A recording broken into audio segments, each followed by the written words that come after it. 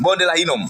Haina maana kwamba jehanamu watu watakuwa hawafi, wanateseka milele. Hapana, huko kutakuwa sio kufa, lakini Biblia inazungumzia kufa hakika, yaani kuharibiwa kabisa kwa wasioamini.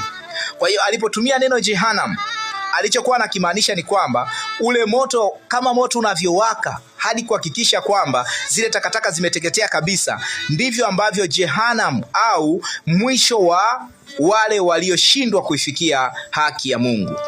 Lazima ujue kwamba msamiati jehanamu ni msamiati uliotumika kufundishia, sio uhalisia. Je, hakuna jehanamu? Hili ni swali ambalo watu wanaliuliza, lakini sijasema kwamba jehanamu hakuna. Lakini una maana gani unaposema jehanamu? Maana yangu sio kwamba jehanamu itakuwa ni mahali panapowaka moto muda wote, bali ni mahali pa hukumu ya wasioamini ambao wataharibiwa kabisa, wasiwepo tena. Yesu anazungumzia hukumu ya mwisho kwa wasioamini. Mathayo 25:41 25:41 Yesu Kristo anazungumza kitu muhimu sana hapa.